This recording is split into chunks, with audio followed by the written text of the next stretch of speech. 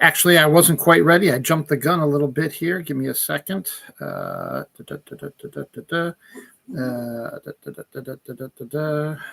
know. Just bear with me here. I jumped the gun way too much.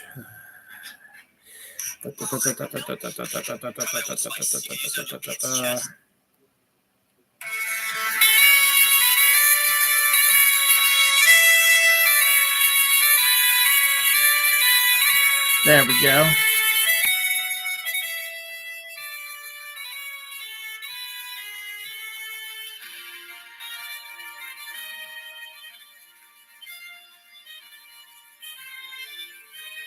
Happy St. Patrick's Day, everybody. That's a terrible Irish accent.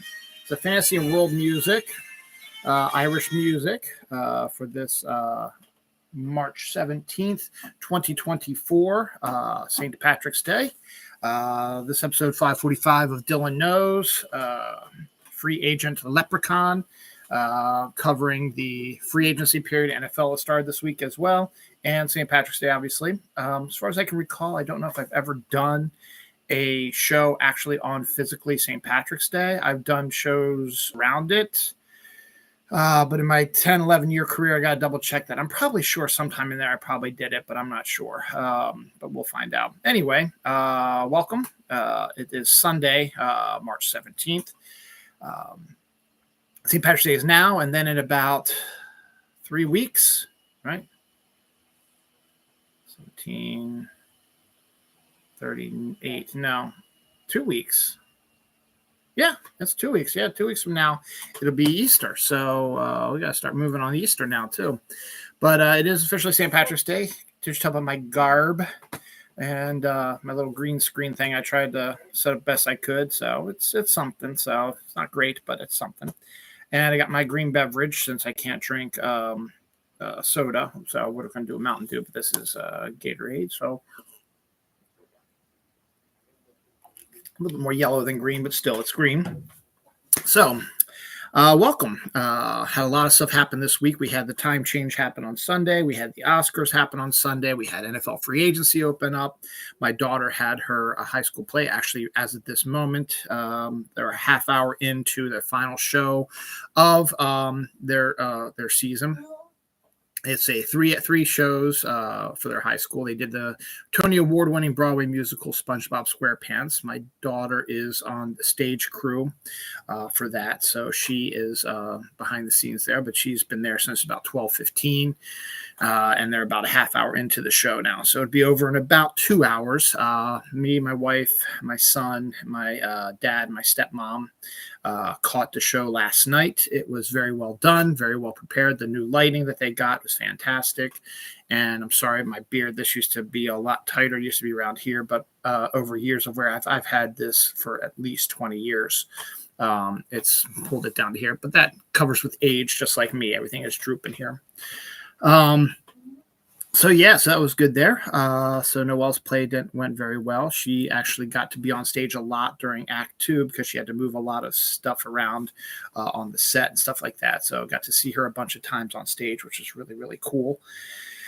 And as I said, St. Patrick's Day. St. Patrick's Day has always been one of those weird sort of holidays that I'm not Irish, but I like celebrating it because I'm a holiday guy, and it's an easy one to celebrate. You wear green, you listen to Irish music, you watch some Irish movies, you eat some corned beef and cabbage, you drink some alcohol, and just have a grand old time. It's like Thanksgiving. It's not like a real, major holiday. It's Thanksgiving is about family and food, and St. Patrick's is about family and drinking. So, and to be honest, also St. Patrick's Day is not huge in Ireland. I mean, they've eventually turned it a little bit more huger than it was, but the whole point of St. Patrick's Day came about due to Irish immigrants who came to the United States, and everybody hated them when they came to the United States in the 1900s, early 1900s.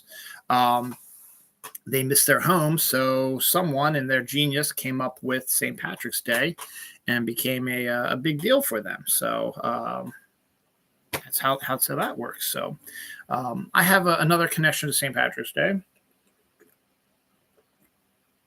My stepfather passed away of cancer going on,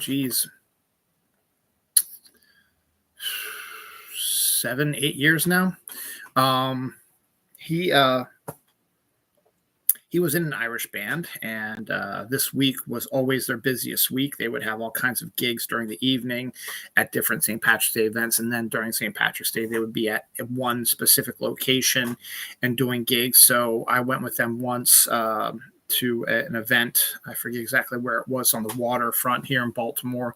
But it was really nice, and it was a lot of fun, and he enjoyed playing Irish music. And he used to play at an Irish bar down near Fort McHenry a bunch of times, and I went a few times to that as well. So it's kind of nice to remember that. His birthday is actually tomorrow. So he always kind of liked St. Patrick's Day itself because it was right around his birthday too. So that's good. And St. Patrick's it's been a lot of fun. I mean, I have some other St. Patrick's Day stories.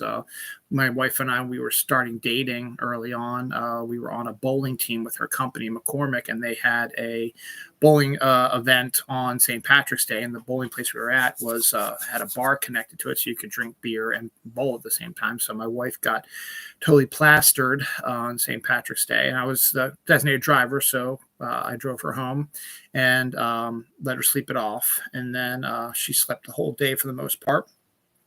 And I stayed in her house, just chilling out and hanging out, make sure she was okay. And her cat, Bonnie, was it Clyde? It was Bonnie. Bonnie would get up on there and meow incessantly at her to get up because she was sleeping away the day. So that's another funny St. Patrick's Day story. But it's always just been something fun. I've always worn this sort of stuff. I used to have a full garb St. Patrick's Day stuff, but I got this T-shirt this year. I like it a lot. I wear green the week leading up to it and stuff like that. I got a couple of Hawaiian shirts. So St. Patrick's Day is, again, I'm not Irish, but I enjoy holidays, and I enjoy these one-off sort of holidays. And now we got to focus now on Easter. This week is an interesting week. Tomorrow I have my ultrasound to see if any of my stones are still around. If they are, I'm going to need an operation, which I'm hoping they aren't because I haven't had any pain in my back for a while. And then on Friday, I'm taking the day off because Ghostbusters Frozen Empire will be released in theaters, and I wanted to go see that.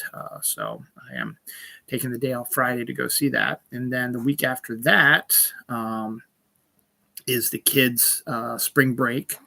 And my wife is taking the week off, so they'll all be home during the week and I'll work. So the roads will be really clear and fast. And we have off Good Friday next week. So I only work 4 days next week. So I work 3.5 days this week. I work 4 days next week. So in total, I work 7.5 days the next 2 weeks. So that's pretty cool instead of 10 days. So kind of like that. So we're good on that. My daughter is going up to her campground where she works during the summer for her first training of the year this upcoming weekend, next weekend. And then coming back on Sunday, her and my wife are going to go see Book of Mormon, my wife for the third or fourth time, and my daughter for the first time ever. So it's one of my wife's favorite musicals of all time.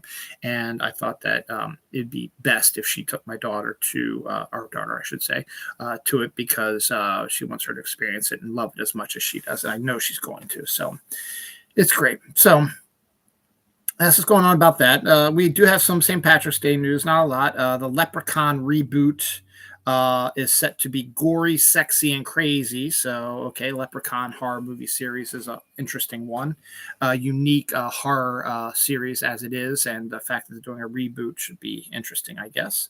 So we got that going on. I think I have some other stuff down the line here about St. Patrick's Day, but I don't have it on this page, so que sera, sera. But we got some good stuff coming up this week on the show, so can't wait to reveal it to you. First things first, though, we have to take care of some business. Last Sunday was the Oscars. Another one of my most fun day things, and I did my Oscar viewing show on Sunday, and I began to realize that I think next year I'm going to have to switch it. I think I'll have to do the Oscar show on Saturday. That way I can drop the episode early on Sunday when the Oscars are so that people can actually watch it before the Oscars, a few hours before the Oscars, instead of it being dropped about 3 or 4 hours before the actual Oscars start. I end up with like 3 views of it because I just didn't release it because I figured Well, I didn't figure it properly, but I think I'm going to switch that up next year. So next year I'll probably do my Oscar prediction show on Saturday and do my show for the for Dylan at my regular show on that Sunday. We will find out how that goes. But some good news on that end. I will be revealing if you haven't, you probably know by now, but I'll give you the Oscar winners here. But last year I was 13-10 in my record. This year, 18-5. I haven't had that good of a year in a few years, so I was very extraordinarily excited. I think maybe 2020 was actually maybe the last time I really had a good year with the Oscars. So we'll get to that. So we'll just run down the 23 categories real quick. Best Picture, Oppenheimer. Best Director, Christopher Nolan. Best Actress in a Leading Role, Emma Stone for Poor Things. Best Actor in a Leading Role, Cillian Murphy for Oppenheimer. Best Actress in a Supporting Role, Divine Joy Randolph. Best Actor in a Supporting Role, Robert Downey Jr. for Oppenheimer. Best Original Screenplay, Anatomy of a Fall. Best Adapted Screenplay, American Fiction. Best International Feature, The Zone of Interest. Best Animated Feature, The Boy and His Harem. Best Documentary Feature, 20 Days in Mariupol, which is the only one I probably should have voted for. I should have voted for that, and I think I should have voted for American Fiction also. Those are the two ones that I wish I would have. I honestly did not think Emma Stone was going to, because I thought they were going to give it to the Native American actress, but apparently they didn't. Best Original Score, Oppenheimer. Best Original Song, What Was I Made For by Billie Eilish. Best Cinematography, Oppenheimer. Best Costume Design, I was going back and forth between Barbie and Poor Things. Picked Poor Things, and I picked properly. Poor Things won for Best Costume Design. Best Editing, Oppenheimer. Best Makeup and Hairstyling, Poor Things. Best Production Design, Poor Things. Best Sound, The Zone of Interest. Best Visual Effects, Godzilla -1. Yes, Godzilla won his first Oscar ever, and that movie should have been nominated for a whole lot more, so I'm extraordinarily excited for that.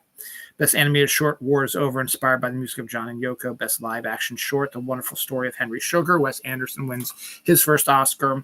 And Best Documentary Short was The Last Repair Shop. So those are your Oscar winners. The total tally here, Oppenheimer won 7, Poor Things won 4, Barbie won, American Fiction won, Godzilla -1 won, Anatomy of a Fall won, Zone of Interest 2, The Holdovers won, The Boy and the Heron won. So that is how that goes.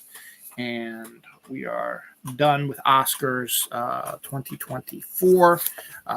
Next year we will do this all over again, and we'll see if I can capitalize on 18-5, or will I go back to my 13-10. So that's going to go in that slot right there, and that gets a check mark, and that is it. This week was also the beginning of NFL free agency. It's kind of a weird period. The actual NFL new season began on Wednesday, but due to a new rule that was put in place a couple years ago, teams can negotiate with players days ahead of it, and once they negotiate, they announce that they are signing these guys, and then they officially sign them when the league year starts. So you'll see Monday and Tuesday was a whole ton of new contracts and stuff like that. Quarterbacks moving all over the place, free agents moving from teams and going to teams in their own division, which is kind of weird. That was a weird one for me. Ravens lost a bunch of players. They lost Gus the Bus. They lost Devin Duvernay, Geno Stone, Patrick Queen. But we did pick up Derrick Henry, the King Henry, so as our new running back. And that was really the only big splash the Ravens did. And they redid Ronnie Stanley's contract to open up a little bit more cash under the cap. So we'll see what happens. But the Commanders, Washington Commanders, had a really good free agency period. The Eagles had a pretty good free agency period. The Steelers got Patrick Queen from the Ravens, which is weird. And then they picked up Russell Wilson and Justin Fields as their quarterback duo. So we'll see how that all works out. Saquon Barkley moved from the Giants to the Eagles, again in the same division. Aaron Jones moved to the Vikings, I think. And that was within the division after the Green Bay Packers picked up Josh Jacobs, good running back there. So a lot of weird stuff. And quarterbacks all they show Flacco signed a contract with the Indianapolis Colts. Sam Howell, the Washington Commanders quarterback, is out in Seattle, I believe, now. Don't quote me on that, though. I'm not 100% sure where he went. Sam Darnold moved someplace. Kirk Cousins is now the quarterback for the Atlanta Falcons. So all kinds of really, I don't have the whole list in front of me. I didn't feel like writing because I know a lot of people really aren't interested in that. And we had some retirements. Fletcher Cox and Aaron Darnold both retired this week. So the class of 2029 is stacked with Jason Kelsey, Aaron Donald, and Fletcher Cox. So that's going to be an insane Hall of Fame time in 2029. So that should be interesting because, after you retire, you're not your retirement. You're not eligible to get to the Hall of Fame until 5 years after your retirement announcement. So Tom Brady will be in 2028. So he's not going to be part of the 2029 one. So there's that. Aaron Rodgers also made the news this week, not for a good reason, because Aaron Rodgers is a sick, psychopathic, MAGA GOP shitbag. The rumor started on Tuesday or Wednesday that said that Robert F. Kennedy Jr., who is also a piece of shit MAGA asshole who claims to be an independent, but his beliefs all tend to face MAGA, and if he gets on the ballot, could take votes away from Joe Biden, and also from Donald Trump also. So we'll see what happens. But he said that he wanted Aaron Rodgers for his vice president. As a potential candidate for it. So that hit the news cycle for about 3 days. And then today it was revealed, not so much. I don't want him anymore. So he's going back to play football. But for a while there, if he would have accepted the role of, if he would have been nominated for vice president by RFK Jr., and RFK Jr. was still intent on running for president, Aaron Rodgers would again have to stop playing football for the Jets, which would have fucked them over again for a second year. And the fact that he was contemplating it should make the Jets start scratching their heads and going, this fucking asshole. We paid all this money, all this draft capital to get this shitbag, and he's done nothing for us except be a pain in our royal ass. So we'll see if that can get taken care of. I'm just hoping, and I feel bad for the Jets, but I think it was a terrible move on their part, and I'm just hoping that this year Aaron Rodgers just proves that he is a piece of shit, is an awful quarterback, and ends up self-destructing, and the Jets end up in a terrible position. No offense to you guys, Jets. You need to see that to happen. You need to say fuck Aaron Rodgers. You need to start over again and get yourselves back up into speed. But it's just Aaron Rodgers is such a piece of shit. It's hard to to really cheer on the Jets. Same thing with the Browns. The fact that they put Deshaun Watson, the notorious rapist, sexual deviant, on their team as well, and are sticking with him as well, is making me sick to my stomach too, because this world is fucked up. Speaking of that, there's been lots of talk about the Crow curse. Brandon Lee was killed on the set of the movie, and they were able to complete it. It was a big hit. And then they made an awful sequel, and then they were trying to do reboots over and over again, but stuff just kept happening that, said that just weren't turning out right. Bad stuff was happening, or actors and directors who are set to do it decide, fuck this, we don't want to do it, and left. I'm still pissed that the Jason Momoa version of The Crow will never be seen, because I thought that would have been an awesome one. But then eventually Bill Skarsgård and this other director decided they were going to try it, and they actually filmed it, and it will be released this year. I'm not exactly sure when. It's going to be sometime. I think it's in the summer. I think it's in June, I think they're releasing it. The first full trailer for it came out this week, and it got, after the first 24 hours, 50,000 dislikes on YouTube. And I can see why. I watched the trailer and I was like, yeah, this doesn't look great. It's uber violent, and very minimal Crow stuff going on in it, and just looks bad, so the Crow curse could be continuing. It just looks like a really, really bad piece of shit. So that's unfortunate. Maybe eventually they'll be able to fix that, but we'll see. But as of now, don't have high hopes for the Crow reboot. I could be wrong. Could be a big hit. I don't think it's going to be, though, but you never know. Jack Black has been playing Minecraft nonstop to prep for his role in the live action film coming up here soon, real quick. So it's always good to see someone doing that.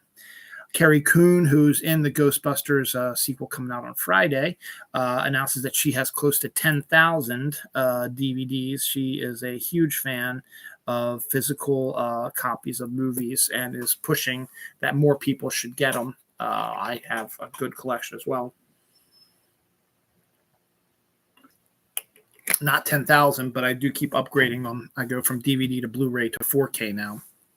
So doing that as well. Outer Range Season 2 is set to debut May 16th on Amazon. So you like the first season. Second season is due to come out here really soon.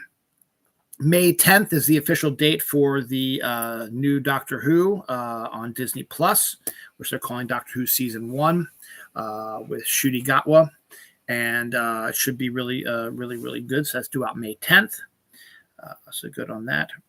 In surprising news, Rogue Squadron with Patty Jenkins writing and directing, which was shelved by Disney and Lucasfilms, has now been reborn and is in production again with Patty Jenkins still involved with it. So congratulations on that. That's a good sign that any of these other projects that were shelved by Disney Plus means that they're probably maybe finally opening up windows where they can actually direct these things and get them to where they want to be. So we'll see what happens. I mean, they recently shelved Eternals 2, Captain Marvel 3, and another movie. And that's sort of a shame. But they're shelved them, and they should bring them back eventually, hopefully. A live-action Teen Titans movie is now in the discussion phases, so we'll probably be seeing that in James Gunn's new DC universe. He also said this week that Peacemaker Season 1, which he was the director and writer on, was not canon to the new DCU. So the second season, which he's working on after he does the Superman movie, will be canon, I'm assuming. So good on that as well. What else do we got? Little Shop of Halloween Horrors. Great director Joe Dante, who hasn't done anything in a while, is set to direct a reboot of Little Shop of Horrors, but adding that little Halloween-esque to it. So I don't know if it's going to be about the talking plant or if it's going to be a brand new story based in a Halloween sort of thing, more Halloween stuff coming to life than of a giant plant. So we'll find out more about that. But the fact that Joe Dante's involved is outstanding. Surprising announcement, Bad Boys 4, the Martin Lawrence, Will Smith sequel, is set to debut a lot sooner than people were thinking. They were talking about and then just sort of disappeared, so people were thinking it wasn't going to debut till maybe next year. Nope, it's debuting June 7th of this year, 2024. So it has entered the summer movie stakes there. The Among Us animated series, which is still a thing apparently, has announced their voice cast, and it's pretty stacked. You have Randall Park, you've got Elijah Wood, you've got Yvette Nicole Brown, you got Ashley Johnson. So actually a pretty good voice cast set up there for the Among Us animated series. So that's pretty good. Snowpiercer, the TV show, has also been saved. I forget who originally debuted it, but they did the first 3 seasons and then they canceled. They just wanted one more season to wrap everything up, but whoever had it beforehand decided they were going to cancel the 4th season and not show it, and that pissed off a lot of the fans. But AMC came to the rescue, and they have agreed to fund and film and finish up the Snowpiercer saga. So they will be doing season 4 of Snowpiercer, which will be the final season for it, to wrap up the story. It's due to come out 2025. That also gives them the rights to air the original 3 seasons on their streaming service as well. So good on AMC for stepping up on that. I was talking about, physical media and how I like it. Blue Velvet, a early David Lynch film, is set to come to 4K from Criterion. And The Crow, I talked about the crappy reboot trailer, but the original, which is a brilliant film, is set to also debut on 4K later this year as well. Becoming Karl Lagerfeld, Daniel Bruhl, who played Baron Zemo, plays Karl Lagerfeld in this trailer for a movie or TV series set to debut on Hulu June 7th. And the funny thing about it was they're not talking in English. They're talking the native language of Karl Lagerfeld, which I believe is German. And the entire trailer has every character speaking in the foreign language. So you're going to have to read the subtitles. So people hate that. Too fucking bad. Brooklyn Nine-Nine cast reunited after 3 years to sort of remember Andre Braugher. And it was fun to get them all back together and have a nice little visit amongst themselves. Voyager 1, NASA's been worried that they haven't had contact with Voyager 1 for a while, so they're thinking that they lost it forever. But they decided to try one more little thing, so they tried something different, and it got a response that they had not been expecting from Voyager 1, which means that Voyager 1 is still out there, still trying to contact them, so they're going to continue to bulk that up and hopefully try to reconnect with Voyager 1. So good on that part also to try to do that. Local news, one of my favorite movies of all time, which I have never seen in the movie theater because it came out in 1994, and at that time, no movie theaters really had it.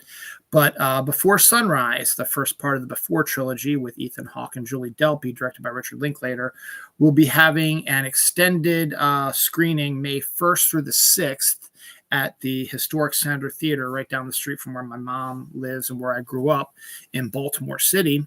And my family's going to be away that weekend for the Scout Jamboree.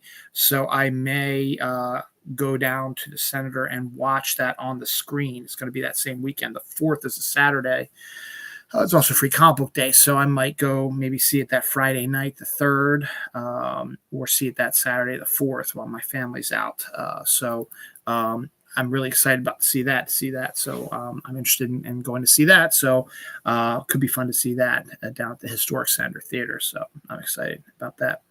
The Pool Man trailer. Now, this is a movie that was made last year, and it was trying to find a distributor in the United States. And it was having trouble finding it, and it ran some film festivals, and there were rumors that people were walking out of the theater saying it was one of the worst movies they'd ever seen, blah, blah, blah. People were hating on it on Rotten Tomatoes, but you can't really listen to Rotten Tomatoes. They're a piece of garbage website anyway.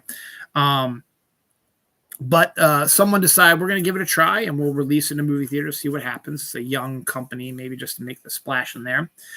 Pool Man is written, directed, and starring Chris Pine. Yes, the same Chris Pine from Star Trek, Princess Diaries 2. But pretty good. It could have been a good Tom Clancy reboot till Jack Ryan until what's his face really killed it on the TV show. So he's in there, and he also is bringing along Annette Bening and Danny DeVito, Jennifer Jason Leigh, and DeWanda Wise to be in the film. So they released the first trailer for it, and it actually looks kind of fun.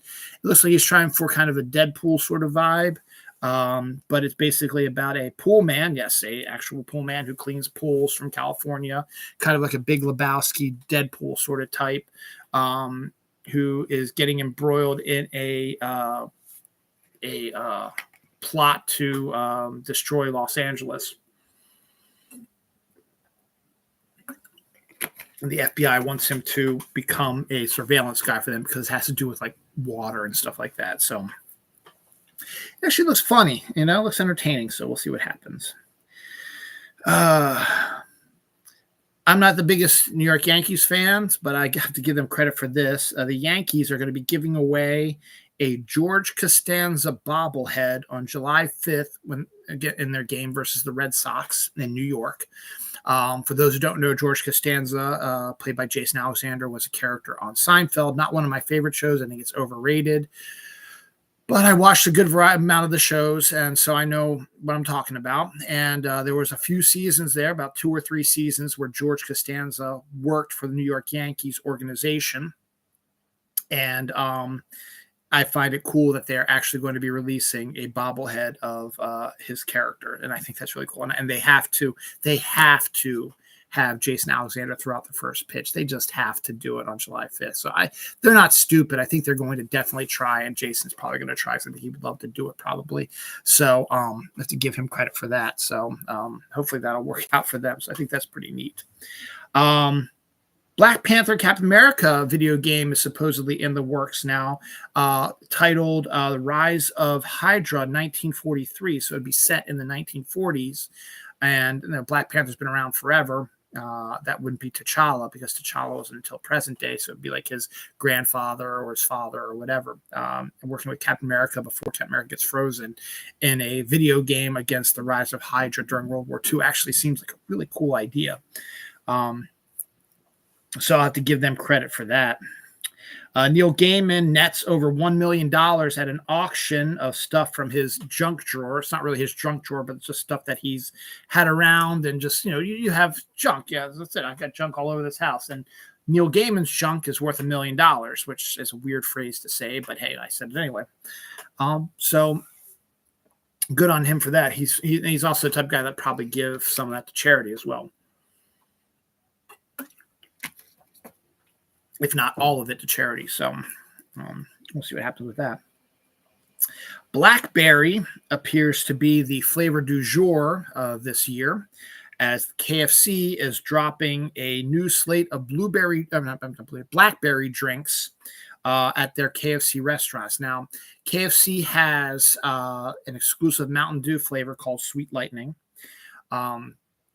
So what they're doing now with this Blackberry menu, they are releasing Blackberry versions of Blackberry Pepsi, Blackberry Starry, Blackberry Sweet Lightning, Blackberry Sweet Tea, and Blackberry Lemonade will all be available now at KFC. So if you're a Blackberry fan, which actually Blackberry is actually a pretty interesting flavor and taste, and it sounds pretty cool to try that. Go ahead to your local KFC. I don't even know where we have a local KFC. I think we have one in Towson. It's the closest one I can think of. I don't think there's one in Owings Mills or in Reisterstown, or maybe Westminster. I don't think there's even one in Westminster either. So there's not many around my area, but it might be fun to try to locate it and find out what it is.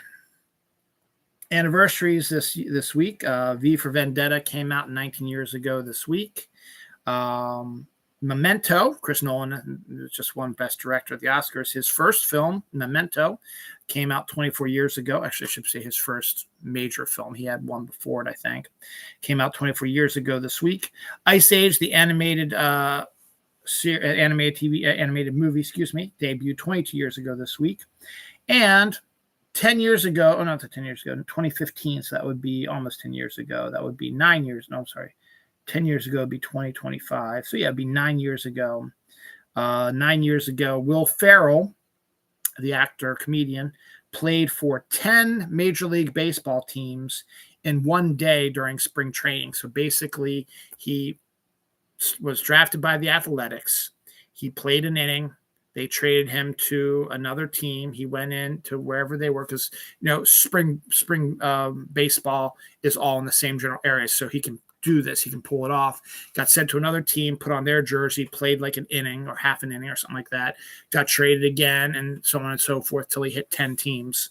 So it was kind of a funny little deal. And supposedly right now, Shohei Ohtani is sitting out today or tomorrow's spring training stuff, and Will Ferrell said that he will gladly fill in for him if he wants to. So Will Ferrell still, making his way around. Maybe someday he'll try to play for all 32 teams and be the only person in history to play for all 32 baseball teams. I think that'd be freaking hilarious if that was the case. So page 1 is done. 33 minutes in. 33 minutes and 3 seconds. Page 2 starts with in a strange location, South by Southwest, a huge film festival and I guess pop culture festival down in Austin, Texas, actually had a interesting revelation this week. Marvel Comics decided to announce their new slate of X-Men comics that are set to debut in the summer. They're finishing up the Krakoa age, which was an age that's going on for about 10 years now. And they're finally wrapping up the storyline with that. They're going to start over fresh again because that's what comics do. And they announced the new creative teams. And I'm pretty stoked about it, actually. I don't think it's going to be enough for me to get back into comics. I just don't read them. But it's actually a stout group. For the mainline Uncanny X-Men reboot comic, they got one of my favorite writers of all time, Gail Simone, to take over. And her partner in crime, David Marquez, they worked together on the absolutely excellent Domino comic, is set to be the creative team for the Uncanny X-Men. They're the main guys with Nightcrawler, Wolverine, Jubilee, Rogue, and Gambit are the main characters in that one. There's also X-Men by Jed MacKay and Ryan Stegman. That team consists of Professor X, Cyclops, Illyana, Beast, and Juggernaut, as well as a few other new X-Men that I don't know who they are. And then Exceptional X-Men is written by Eve L. Ewing, and written, or I didn't get the artist's first name, but his last name is Canaro. And the team is mostly made up. The two main ones are Catherine Pride, who's no longer going by Kitty, and the White Queen. And then a whole bunch of slate of X-Men that, if you've been following the X-Men, you would probably know who they are, but I don't. So that's a interesting team as well. And then they did not announce the creative teams for these, but they did announce new series for Phoenix to get her own series, Wolverine to get his own series, Storm to get her own series, X-Factor, X-Force, and NYX are going to wrap up the new X-Men titles out there. So that was a interesting way of doing things to announce the creative team. But Gail Simone has been making vague comments for that last year or so about this. So it's finally good to see it all come to fruition. Noah Baumbach has assembled quite a blockbuster cast for his new film. He has already, it's a new film that he's co-writing with Emily Mortimer, and he will be directing it. And he already has George Clooney, Adam Sandler, Laura Dern, Billy Crudup, and Riley Keough in it. And then they've just added Noah Baumbach's wife, Greta Gerwig, who is a director. She directed Barbie, but she's also an actress, so she's going to be acting in it. Isla Fisher, Eve Heroin, Jim Broadbent, Jamie Demetrio, Louis Edner, Stacy Keach, Emily Mortimer, who co-wrote it. And I can't tell who that last name is. And then there's a whole bunch of, but it's a stacked cast.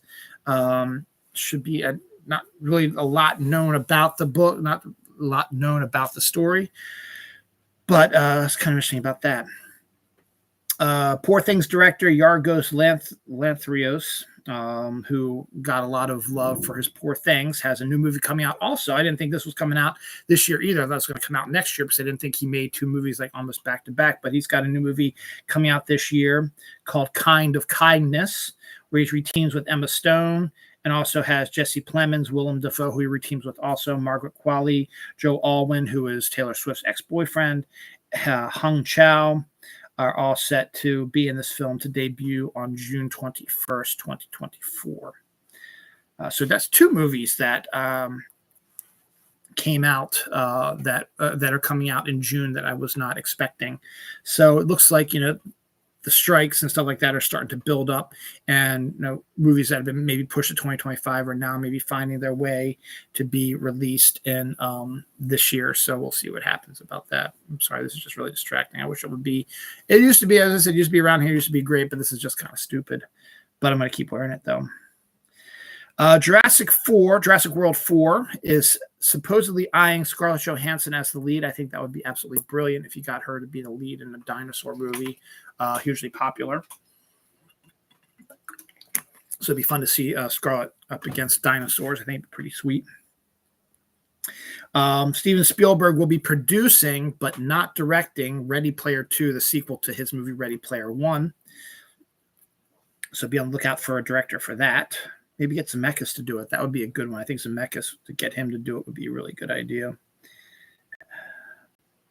Giant Mars volcano discovered hiding in plain sight. It hadn't been noticed until recently. Someone took a different look at the some of the pictures they got from Mars and discovered, hey, there's a volcano we never noticed before. So there it is. Zachary Levi is said to be working on a version of Harold and the Purple Crayon. That should be coming out. They got some behind-the-scenes pictures of that. That should be coming out either next year or later this year. Wendy's is set to debut a Orange Dreamsicle Frosty. Orange Dreamsicle is one of the best flavors in history. Orange sherbet and vanilla ice cream, and have it in a frosty flavor is outstanding. A shipment of Jarmer Jagger, hockey player, bobbleheads was stolen ahead of the game that they were going to be given away at. So they had to get a bunch of vouchers to the people who did not get the bobbleheads and who went to that game just to get the bobbleheads to go pick them up when they get them remade again or find the stolen ones. The Bear is given a 2-season pickup, season 3 and 4, and they will film them back to back.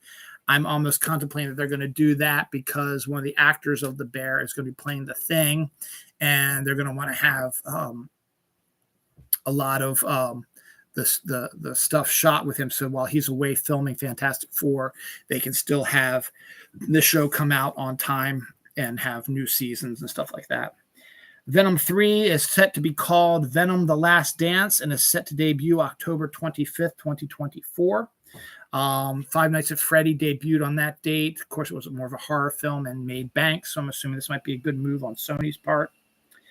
3 new moons were discovered in our solar system, 1 orbiting Uranus and 2 orbiting Neptune, so that's kind of cool. They're smaller than usual, and they've been hiding in the shadows, but they were discovered. Mark Coleman, a WWE main attraction, saved his parents from a burning building and hospitalized him, but he's doing good, but he went in to save his parents.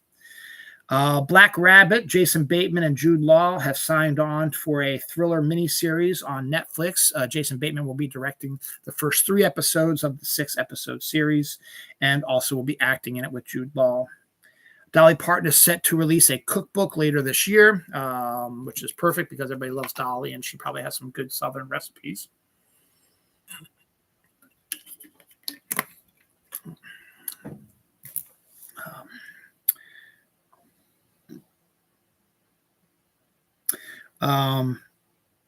Black Mirror, the horror anthology series on Netflix is set to have a new season debut in 2025 with 6 new episodes, including a sequel to one of their earlier ones, a sort of Black Mirror version of Star Trek.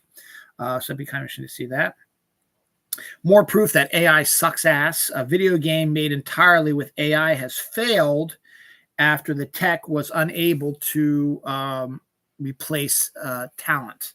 So they tried to create a video game with just AI, and the AI only could go so far and say, now what? And there was nobody there that could help them out. So it's more proof that AI sucks ass.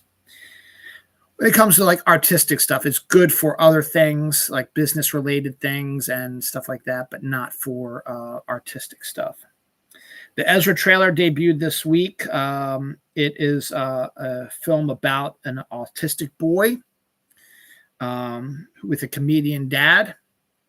It's directed by Tony Goldwyn, and it stars Bobby Cannavale, Robert De Niro, Whoopi Goldberg, Rose Byrne, Vera Farmiga, Rainn Wilson, and Tony Goldwyn, who is also an actor as well as director.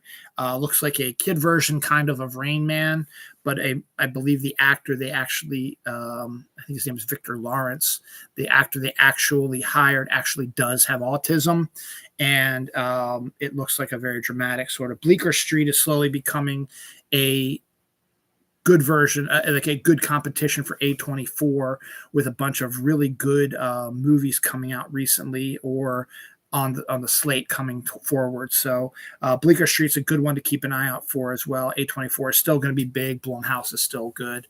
So it's good to see these little minor indie sort of film houses are making waves and certain things. So it's good to see that. It gives you a chance to do something different than you're expected. Wes Anderson, who is now a director, not director, is now an Academy Award director, I should say, is the reason why he wasn't there supposedly to pick up his Oscar was because he was in Germany prepping the filming of his new film, The Phoenician Scheme. He's filming in Germany with Bill Murray, Michael Cera, and Benicio del Toro. So I'm intrigued by Asteroid City. And I'm surprised that it really got no love at the Oscars this year. But the fact that he did win short film is a good sign for him. So he actually, unlike a lot of other Texas directors like a Richard Linklater or whatever, he has won Best Director award or has an Academy Award, whereas Richard Linklater could have won it when he had that movie about Boy's Life or whatever that was called, but did not win it that year. Kind of a scary story. No, I'm sorry, we'll do that last. Arnold Schwarzenegger and Alan Ritchson are teaming up for a Christmas comedy called The Man with the Bag. And Arnold Schwarzenegger will be playing Santa Claus. That should be interesting. We should still be getting, because this was filmed a while ago, we should be getting The Rock, Chris Evans, Christmas film, action film coming out. Should be coming out this Christmas coming up, because I think a lot of people have forgotten about it. But I haven't, because I talked about it on my show.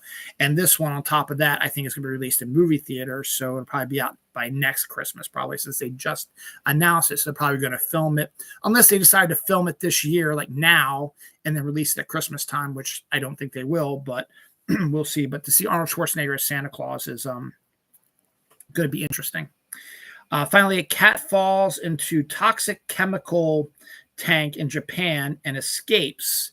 And the Japanese health officials are saying, do not touch the cat. Do not go near the cat. If you see him, do not approach it.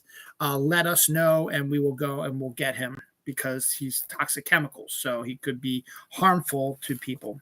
There's been no update on it, so I don't know what's going on with that. This story came out like Tuesday or Wednesday. So we'll see what happens with that. Deaths this week. Victoria Caitlin, who played Blackie on Twin Peaks, passed away this week. Doug Blevins, a kicking coach in the NFL who was born with cerebral palsy, but was able to have a successful career as a kicking coach in the NFL, passed away this week as well. Grant Page, an Aussie stuntman, died at the age of 85 this week. And Michael Culver, who played Captain Nita in Empire Strikes Back, passed away this week as well. Page 2 done. We got 1.5 pages left. Lily Gladstone, who I thought was going to win the Oscar but didn't, is still getting work. Her and Riley Keough are set to be in a limited series on Hulu called called Under the Bridge, set to debut April 17th. So it's good to see that she's doing more stuff and doing things that aren't distinctly Indian. She plays a police officer in this one.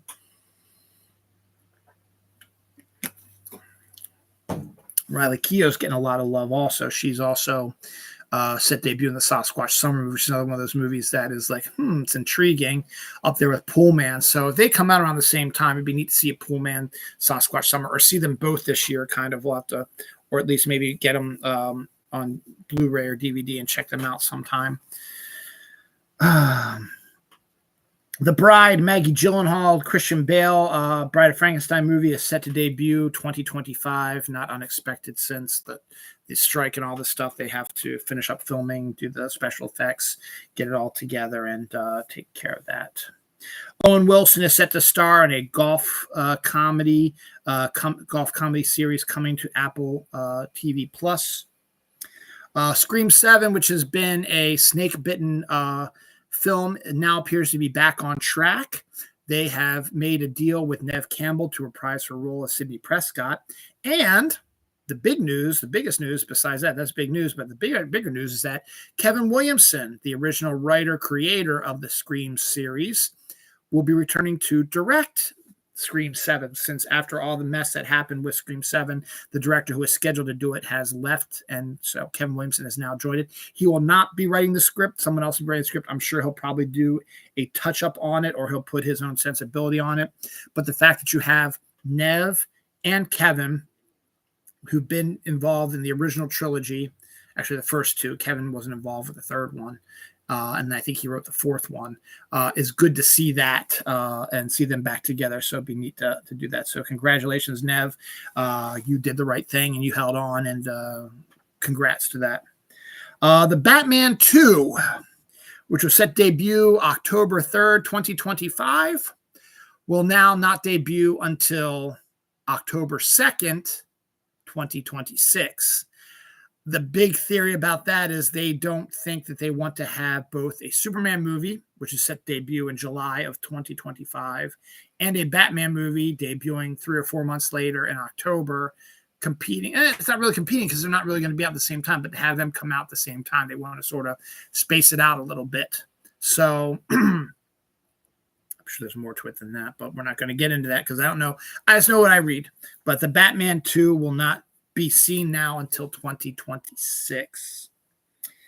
Another 2026, there's a lot of 2026 stuff. The Super Mario Brothers movie, the sequel to the Super Mario Brothers movie, Super Mario Brothers Part 2, is set to debut April 3rd, 2026. So there will be a sequel to the Super Mario Brothers animated film that did so well. I already talked about that. The Lord of the Rings, Rings of Power Season 2 will release in 2024. Already kind of knew that. It was already on the schedule to release in September 2024. They just officially announced it, that it will be out in 2024. So we will see that in September 2024. Mysterious handprint was discovered in a 1,000-year-old Israeli moat, and they're trying to figure out how the hell it got there. And it doesn't look like your typical regular handprint, so they're trying to figure out what that's all about. Speaking of Mario, Paper Mario, the 1,000-Year Door remake is set to release May 23rd, 2024. The Baltimore, on local news, Baltimore Blast, which is an indoor soccer team that used to play down at the old convention or the Civic Center back in the 80s when indoor soccer was huge, and then it sort of dissipated and still kind of played down in the Civic Center, now Baltimore Arena. And then they stopped, and then they restarted the indoor soccer league, and they found a new home at Towson University, their new CQ arena up there. And it's been fairly popular up there. Well, the Baltimore Blast Indoor Soccer League will be playing their first ever outdoor soccer game because the indoor soccer, from what I recall, is set during the summer, I think. It should be during the winter, obviously, but I think they have the games during the summer when when school is not in session at Towson University. That way more people can go to the Blast games and not interfere with school activities.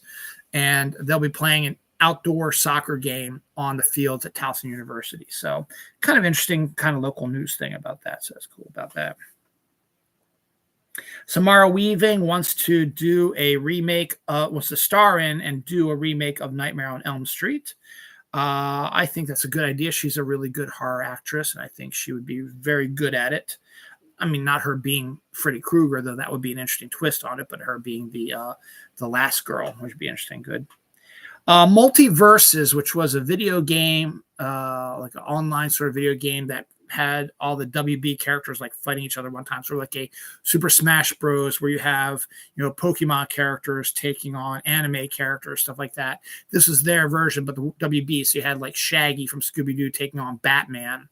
And it was a huge success a couple years ago, and then mysteriously shut down for some reason. I'm sure there probably is a reason. I couldn't tell you what it was, but it did shut down for a specific reason.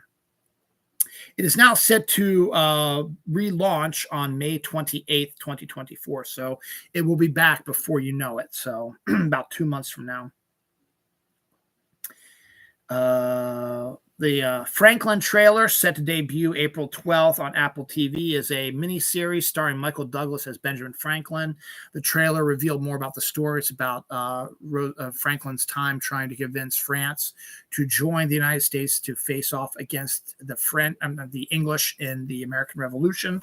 And they turned it into sort of this sort of thriller, sexy sort of show. And I guess it's got a historical backing to it, but and Douglas appears to do a pretty good Franklin, I guess. But we'll see. Salem's Lot, the new version of it, the new film version of it that was supposed to be released in theaters last September, and then disappeared off of the WB calendar, had Stephen King and fans of it worried that WB was going to destroy it like it's destroyed other of its projects to gain money, which is a piece of shit thing to do. But no fears, Salem's Lot will be actually debuting, but it'll be going straight to streaming. It'll be appearing on Max later this year. I would assume closer to Halloween, maybe in September, probably October. which if more people were smart, you would release more horror stuff in October because that's what people want to see in fucking October. They want to see horror shit. Which reminds me, I failed to mention this. This is kind of an exciting thing that me and my wife are doing, and it fits in with like a horror aspect, October sort of thing. For my wife's 50th birthday, I was trying to ask her what she wanted for her birthday, and she really wasn't giving me much help. And then she eventually said, "You know what? What I would really like to do is I like to do some sort of experience, like a trip or something that we've never done before." It's like, okay, so I did some research and. This is something I've been wanting to do, and I thought she might be interested in it. So I said I proposed a few things, but the one that I was really excited about, and the one that I'm glad she chose, and I'm still really excited about it, is our anniversary is October 4th, and this year October 4th is on a Friday, and I was checking the website for a little place called Sleepy Hollow up in upstate New York. And October 5th and 6th, or it might just be the 5th, is the annual Sleepy Hollow Outdoor Market, which is a event that happens only that first weekend in October. It's a massive outdoor market that fills the majority of Sleepy Hollow with all kinds of stuff. And I figured right around that time, they're starting their Halloween events as well, including Headless Horseman reenactments, druids and witches talking about what they do during the holiday, candlelight walks through Sleepy Hollow at night. And one of the coolest things is they have lots of historical houses up there. One of the historical houses has at least 3,500 carved and lit pumpkins, all different carvings, all placed out on the grounds of this property, and is only shown at night to get the big effect for it. And I have to buy tickets for that also. But if you look at what else is around Sleepy Hollow, you've got a lighthouse, you've got Hudson Bay, you've got horse riding, you've got all kinds. You've got wine bars, you've got really nice restaurants, you've got history, you've got all kinds of cool, you've got bookstores, you've got all kinds of wild things. So I suggested to my wife, why don't we do the open air market and stay for the Halloween events? And we're still contemplating what we're going to do, but I think we're going to go up on Friday on our anniversary and do Friday during the day, Friday night, Saturday during the day, Saturday night, come back Sunday.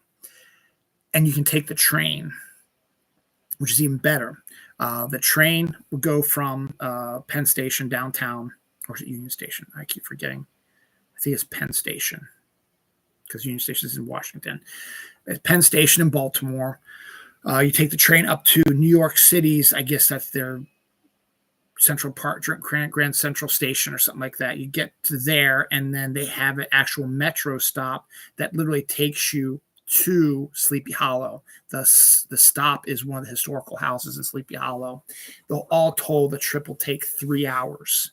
That's about long. If you drive, it's going to take that long also, because it's not technically like way upstate, but it's still it's about 30 to 40 minutes away from actual New York City. So it is more, I guess, in the suburbs. I guess you could say maybe, whereas Reisterstown is about 30 to 35 minutes away from Baltimore, maybe Sleepy Hollow is sort of the Reisterstown of New York, where we have, fairly open fields and parks and no real big city stuff. We got a couple of highways here and there, but it's mostly a self-contained sort of area that could be like what Sleepy Hollow is like.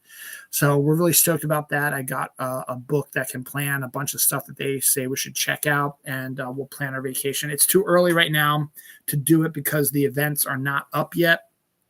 You're going to have to get tickets for stuff like that. And of course, the train schedule will not be set for October for at least another 3 to 4 months. So we've got some time to do that. So during the summer, we'll start really looking into it, and we'll plan a really nice trip for anniversary. And the kids are old enough that they can stay home by themselves. They don't need a babysitter. They can figure stuff out. I mean, my daughter is going to be 18 in December. My son will be 15 at the time. So it should be absolutely fine for them. Plus, My daughter's an Eagle Scout. My son's a Scout. They know how to protect themselves. And honestly, they'll stay in. They'll be on their electronics. They'll maybe watch a movie. They can walk to the grocery store, or we can get them plenty of food beforehand. I told them, hey, I can order pizza on Thursday before we leave, so we have that for dinner on Thursday, and then on Friday you can have the leftover. Or Friday or Saturday, Sunday, you can have the leftovers for your dinner, lunch, whatever you want to do. And the grocery store is within walking distance. There are restaurants within walking distance. My daughter has her own bank account now, so they can go to a restaurant or whatever to eat something. So, or as I said, we can have plenty of groceries for them to make something. So we'll get that all planned out. So I think it's pretty cool about that. New studies show that candy is more popular than it ever has been. Just thought it was kind of an interesting thing to say. The TV show Ghosts has been renewed for a 4th season on CBS, so it's doing fairly successful about that. Ari Aster's new film has got a good cast on it. It's called Eddington. It's got Pedro Pascal, Emma Stone, Joaquin Phoenix, and Austin Butler in it, so it's a pretty good cast there. McDonald's is releasing a perfume that smells like McDonald's French fries. Okay. The 2024 Academy Awards broadcast was up to 19.5 million viewers, way up from last year's, which was like 13 million, something like that. So good job on that. And it was quick. It was fast. It was over by 10:30, which was outstanding. It was breezy. It did not feel over heavy. And it was great. It was fantastic. Al Pacino to release a memoir on October 8th, 2024, with all kinds of behind the scenes stuff about the Godfather movies and Heat and Dick Tracy and his whole career in general. I've already got it on my Amazon pre-order list. So real looking for that, to read that in the fall. Zach Galifianakis is set to join the cast of Only Murders in the Building Season 4, so that cast is stacked this year as well. Jennifer Lopez's new Netflix movie, Atlas, debuted its new trailer, set to debut May 24th. It is a sci-fi action film, which I don't think we've ever seen her in before, so it's kind of cool to see that. Is Christopher Nolan directing an adaptation of The Prisoner, the old British TV show? If he is, it's going to be amazing. Rumors have been abounding that he's already working on his next film, and The Prisoner seems sort of like up his alley, to be honest. And it's a really neat idea, and it has one of the best twists you're ever going to see in a TV show. So I hope he is, because I think that's going to be a really good version. If he can do a really good version of The Prisoner, I think that would be outstanding. And is Z Nation returning also, which was a classic horror comedy series on Sci-Fi Channel that we watched for a while, and then we stopped watching it, but it was popular, and it had a couple spinoffs. The Asylum, which is the one that runs it, has said they're set to debut a major announcement about Z Nation sometime probably this week, next week or whatever. So we'll find out then. Bo DeMayo, the creator of the X-Men 97 cartoon, which is due out really shortly here on Disney Plus, has been fired by Disney, apparently due to him opening up an OnlyFans account. I don't know that's the full story or not, but that seems to be the rumor abounding there. Also in rumors, you cannot get away from the royal family. Prince William, first off, real quick, his wife, Kate Middleton, has disappeared from sight for the last few months. Nobody knows where she is, so people are coming with their own conspiracy theories left and right. But we finally get maybe some view into probably why she's gone. Apparently, Prince William does not far fall from the tree. His father was renowned to be having an affair with Camilla during his marriage to Princess Diana, who everybody loved. Well, apparently Prince William has been revealed to be having an affair with a woman named Rosa during the time where he's married to the beloved Kate Middleton, who everybody in Britain loves more than Prince William. So people believe that she knows how to play the game. She's not going to do what Diana did, who is linger around. She's going to disappear, knowing that she is the more popular royal, and people are going to see Prince William for the apparently shitty anger management asshole that he is, and people are going to hate on him a lot, and until he pushes his side piece to the curb. Kate is not going to make any appearances, which is going to piss off the British because they love her like they love Diana. So we'll see what happens. I'm not all in on Kate either, because she was also horrid to Meghan Markle and Prince Andrew. So we'll see. But the royals are fucked up anyway, and no one really cares that much. But I figured that would be an interesting little story to add some girth to my episode. Also, some more girth to the episode. An alive woolly mammoth supposedly was filmed in the Siberian River.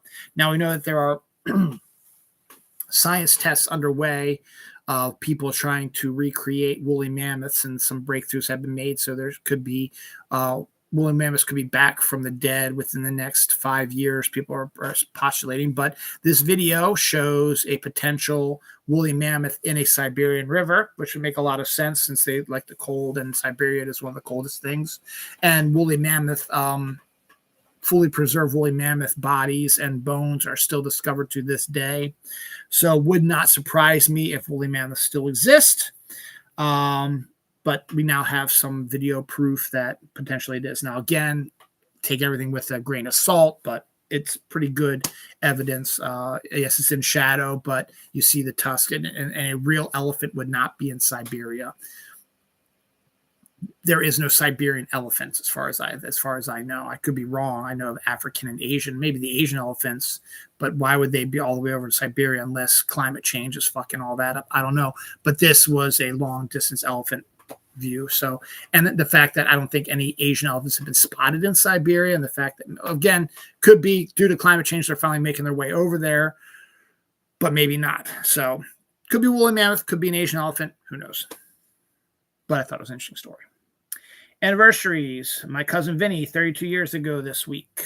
The Howling, 43 years ago this week. Speaking of Joe Dante, he directed that one. Resident Evil came out 22 years ago this week. And 10 Cloverfield Lane came out 8 years ago this week. Another big death this week, Eric Carmen, a musician who wrote and performed the songs Hungry Eyes, Make Me Lose Control, All By Myself, and Go All the Way, which are some big 80s films or songs, died this week as well. That's the end of page 3, and now we're down to the half page, and then we're done for this St. Patrick's Day, so we can go and get totally wasted now.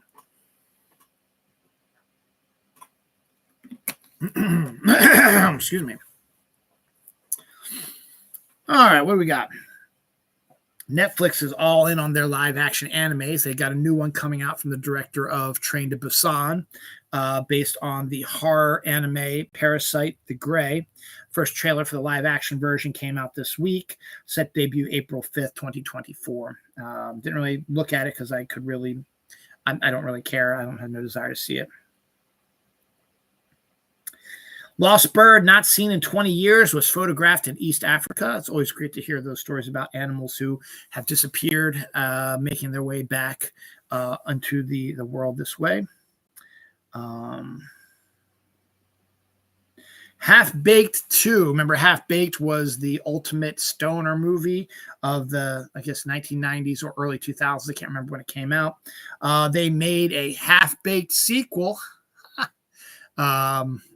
Direct-to-video sequel with no major stars, no one from the previous movie, whatever. But why not? It's a smoker comedy. People liked it. It said debut on Wednesday. You know what Wednesday is, ladies and gentlemen? This Wednesday is, yes, say it all together. Oh, actually, no, this Wednesday is March 20th. I'm a moron. April 20th. I thought I was going with 420, but it's not. It's probably it's supposed to debut this month, this week, upcoming week. But I assume they might hold off until 420. I was wrong. I was ready to like, oh, it's going to come out on 420, which is this week. No, 320 is this week. You're still only in March, man. You gotta. It's been a shitty March, but you gotta dial it back a little bit, son. There was an Italian there's a bunch of Italian comic books. So, other countries do regular comic books that you don't really see too much. So, yeah, they do Marvel and DCs and independent stuff like that, but they also do their own comic books and release them in their countries. And sometimes they make their way overseas.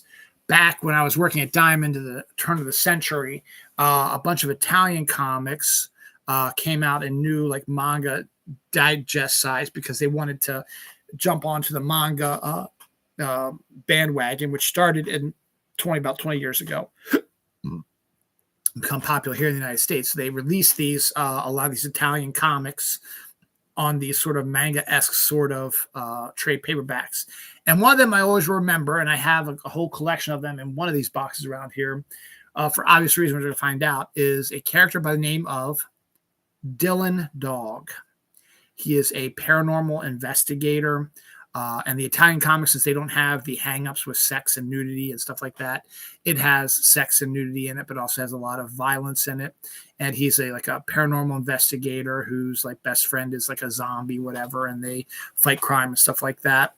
They made a movie of it that didn't do very well, I guess, in the teens of this century. Don't remember much about it. It was just interesting cast in it. It was the guy who played, I forget his name right now, the guy who played Superman before Henry Cavill and Superman Returns, and then the guy who was in who was one of the cavemen and also was in that one show on Sci-Fi about the vampire, the werewolf, and the ghost who live in an apartment, Being Human. They starred in it together. But they decided that it's time to bring him back a little bit, so they created a miniseries, the Italian creators of Dylan Dog, where he teams up with Batman and they go after the Joker. That came out this week in comics. Again, almost tempted me to go to the comic book store and pick that up, but I was like, again, not going to read the comics anymore. Last Sunday, Oscar Sunday, some local news, we got a burst of snowfall, which was really weird to see. Didn't last long. It was a quick little Arctic clipper sort of thing. And after that, this past week has been in the 60s, 70s, and we even reached 80 degrees, and it's starting to get cool again now. We're presently at a pleasant 62 degrees right now. But that's all going to change. Cold front's coming through tonight. It's going to be 46 tomorrow, 45 on Tuesday, 53 on Wednesday, 44 on Thursday, 48 on Friday, 58 on Saturday, 56 on Sunday, next Monday, 55, next Tuesday, 61. So we'll get back into the warmth air, but we're going to hit a bit of chilly air rolling through here starting tomorrow. Sorry, phone. So pretty cool about that. The dog who I mentioned last week, who was not going to forget what his name is, who was in the zone of interest, or no, the Anatomy of a Fall, who was said to not be at the Oscars, actually did show up at the Oscars and was at the Oscars. So good on that.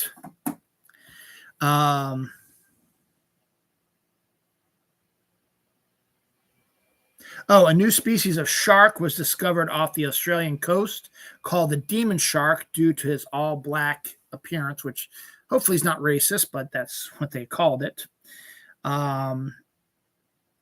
Before I do my last two stories of the week, let's do anniversaries. This is the anniversary. This week was the first ever sighting of the chupacabra in 1995. Happened this past week in 1995. So that was almost 30 years ago, 29 years ago to be exact. Children of the Corn, based on the Stephen King novel. The original movie came out in 1984 of this year. So 84, that make it 40 years ago. And the lovely Sarah Michelle Gellar, and the show that made me have a crush on her and still have a crush on her. She's in my top 5 right now of celebrity crushes, but she's still there and I still like pictures of her. Buffy the Vampire Slayer, the TV show, debuted this week. Actually, it was March 10th, 1997, 27 years ago this week. So damn, Buffy is 27 years old. God, it seems like only yesterday that came out. Finally, the last two stories of the week. The first one, a guest at a wedding accused the bride during her wedding day of trying to make her break her sobriety by having an open bar. Now, this woman who was sober bitched and complained to the bride whose wedding it was that you should not have had an open bar because you're going to push me off my sobriety. It's not a bride problem, child. It's a you problem. If the sight of an open bar is going to make you break your sobriety, maybe you're not as sober as you think you are. You need to reevaluate your life and do better. Or maybe you should have taken this as a test to see if you can, if you are all in on your sobriety. To blame a bride for wanting to have an open bar at her wedding, which she has total control over because it's her fucking wedding. And to tell her you should not have done this because it's affecting me is just a bunch of bullshit and is anathema to what is going on in this fucking country right now. You should not do things that affect me. So don't do things that affect me and me alone, because I'm special. I need to have everything needs to be catered to me. Fuck you, you stupid bitch. Bunch of bullshit. MAGA fuckface asshole shitbag motherfuckers. Finally, last story of the day. A little bit more fun, a little bit sex appeal here. Giant ball, yeah, you like where it's going, of Burmese snakes having sex discovered in the Florida Everglades. A group of scientists were going through the Florida Everglades to do studies on the Burmese snake that inhabits it. And they came upon a huge ball of Burmese snakes having sex. So it was a Burmese snake orgy, which is probably what I should name this episode. But yeah, snakes have orgies. Nice. Can you believe it? Yep, that's true though. All right. We are done for this week's episode on St. Patrick's Day. Next week's episode will be 546. We'll probably be on Saturday night, depending on how things go. We'll see. What do I got planned? Well, the only thing I can think of off the top of my head is I will probably give you my Ghostbusters Frozen Empire review, since I'll be seeing it on Friday. And my daughter takes the SATs on Wednesday, but that's not really a big story at all. And I really honestly can't think of anything else that is rolling through here next week. It is the last week of school for my kids before their spring break. Palm Sunday will be next Sunday. So that's always a big deal in the Catholic community. As far as I know, I don't think there's anything else. This will be also the last week of Major League Baseball spring training. New season starts on the 28th of March. So still got a little bit of time there, about 11 days. But yeah, so as far as I know right now, the only thing that's going to be for sure in next week's episode is my review of Ghostbusters Frozen Empire, which I'm assuming is going to be very good. All right, so I'm just write that down here so I'm ahead of it. Other than that, I don't think there's anything else going on. Nope, that's all I got. So enjoy the rest of your St. Patrick's Day weekend. I should probably, let's get this rolling through again here. Because I should not get copyrighted for this, since this is a general music thing. I started thinking about it. I could put on my speakers up here.